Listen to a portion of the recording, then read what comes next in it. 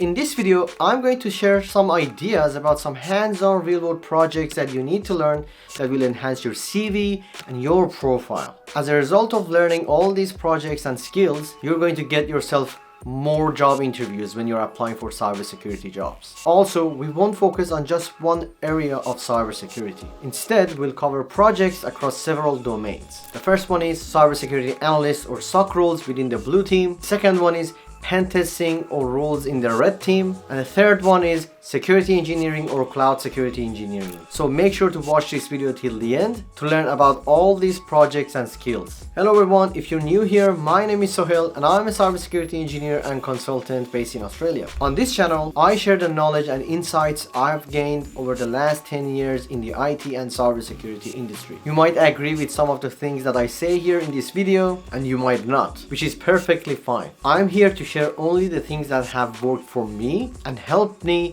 advance in my career, where I now earn a good salary and help others transition into the cybersecurity industry. First off, we're going to look at one of the most entry-level roles in cybersecurity, which is cybersecurity analyst role or SOC Analyst. To effectively showcase your skills on your CV and your profile, you need to understand what this role involves and what the hiring managers expect from you. This role typically revolves around managing incidents and tickets and alerts that are being generated from security systems like firewalls, IPS, IDS, EDR tools, or the manual alerts that are being generated from our SIEM tools like Splunk, Sentinel, and these kind of things. On top of that, you need to learn how to analyze phishing emails and perform malware analysis. The projects or skills that you need to demonstrate on your profile or on your CV must demonstrate your solid understanding of these type of incidents and alerts. And the thing is, you're not going to learn these things in your certification exams. You need to create these scenarios for yourself in a lab environment or in the cloud and practice and run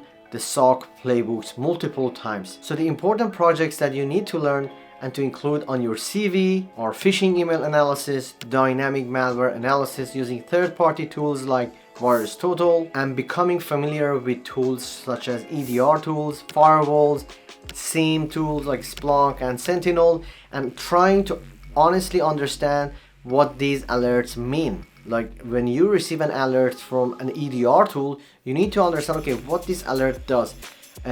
What does it mean? I have to now dig in and find out and do some incident response and do the triage. Now, if you're wondering how to learn these tools and systems, the good news is I have a playlist on my YouTube channel that covers everything. So make sure to check that playlist, and I will also include the link of that playlist in the comment section or in the video description. On top of that, there are other solid training providers that teach you exactly how to do these activities and perform incident response and run the SOC playbooks. A few of them that I'm familiar with right now are Let's Defend, BTL1, and Cyber Defenders. So definitely make sure to check them out. Now, the second one that we're going to talk about is about the red teaming or pen testing roles. This is quite different than the previous one that we were talking about. And the thing is, the main issue that a lot of people are facing these days when they're applying for pen testing or red teaming roles is that they're learning about the tools and skills on the blue team side of things. They're mentioning blue team skills on their CV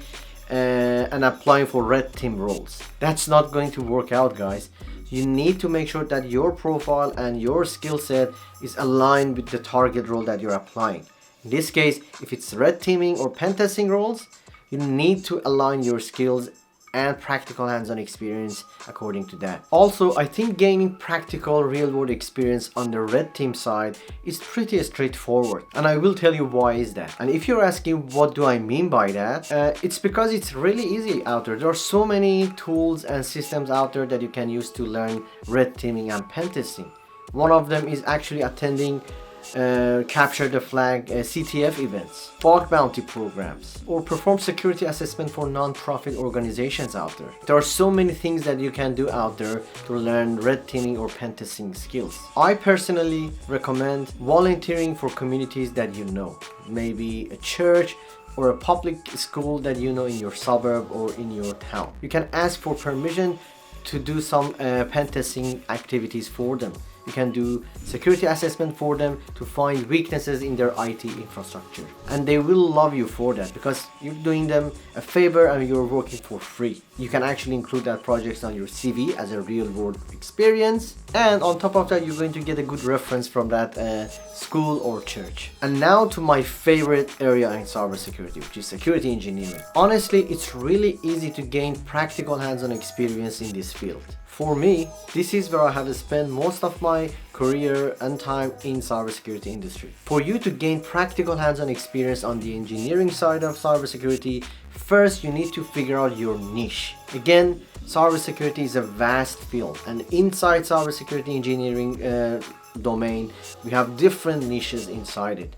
Let's say you can become a network security engineer or a cloud security engineer. So first you need to figure out which area in engineering you're trying to specialize in. Let's say if you want to become a network security engineer, you have to learn about firewalls, load balancers, and web application firewalls. It's honestly really easy to deploy these systems and tools in the cloud or learning platforms like EveNG or GNS3 to learn about these systems in a real practical way. Or you can actually do the whole setup in the cloud in Azure, let's say, and learn cloud security on top of that, network security at the same time in Azure environment. Again, I have a playlist where I actually deploy the whole systems in Azure. I deploy firewalls, IPS, IDS, VMs, different subnets, networks, routing protocols, everything in Azure environment.